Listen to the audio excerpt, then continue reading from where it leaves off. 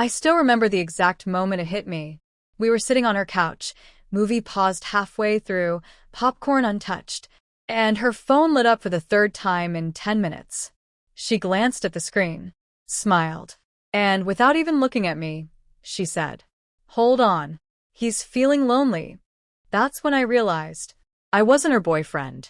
I was just the guest. If you've ever felt invisible in a relationship, if you've ever felt like you were competing with someone who wasn't a threat, hit that like button, subscribe, and settle in. Because this story isn't about jealousy. It's about boundaries. And what happens when someone keeps choosing another person's comfort over yours. My name is Mark. I'm 26, and when this started, I genuinely thought I'd finally found something good. We'd been dating 4 months, not long, I know, but long enough to feel that spark people talk about. The kind where conversation flows effortlessly, where silence feels comfortable, where chemistry doesn't need effort. She was warm, thoughtful, intelligent, a solid 10 out of 10, not just looks, energy. There was only one problem. Her best friend.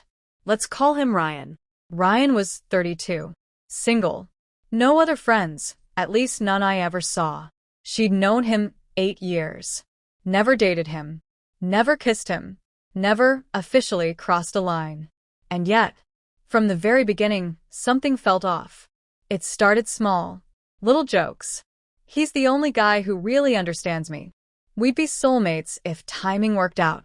He's the one who could make me happiest. She always laughed when she said it. And I told myself to laugh too.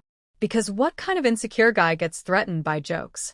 The first time it really bothered me was our third date. Dinner. Candlelight. Soft music. Halfway through appetizers, she hesitated. That small pause before someone asks something they already know might be wrong. "Hey, Ryan's been feeling really lonely lately. Do you mind if he joins us?" I thought she was kidding. She wasn't.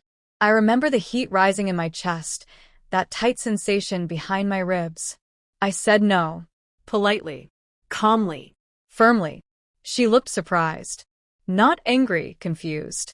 As if the idea of saying no to him had never occurred to her, that I tried to rationalize everything after that.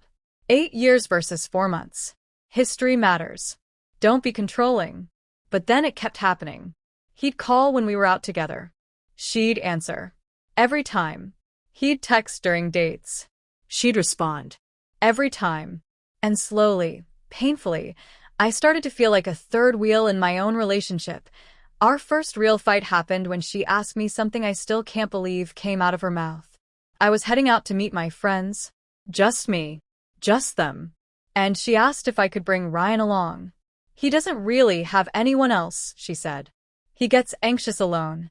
Something snapped. Not rage, clarity. I told her no. Not happening. And for the first time, she looked offended. Not because I was rude, but because I didn't prioritize him. I talked to her. Once. Twice. 5 times. Every conversation followed the same script. "He's just lonely. You're reading too much into it. He doesn't mean it like that." And every time I brought up how it made me feel, she defended him. Not maliciously, but consistently. She never shut him down. Never set boundaries. Never chose me when it mattered. And slowly, exhaustion replaced anger. One night, lying next to her, staring at the ceiling while she slept, it hit me. I wasn't asking her to lose a friend. I was asking her to stop managing another man's emotions at the expense of our relationship. And she couldn't or wouldn't do that. That's when I remembered what her ex said. "He'll wear you out." He was right that I didn't want an ultimatum. For months, was it worth 8 years?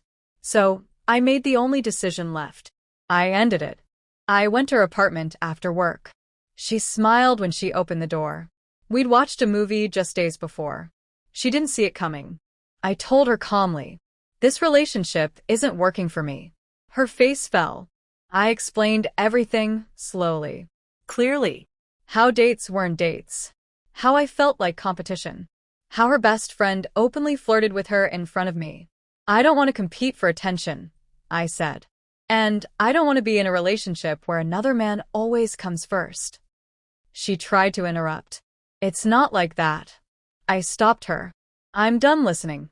I wished her well, told her I hoped she'd set boundaries before the next relationship, and I walked away.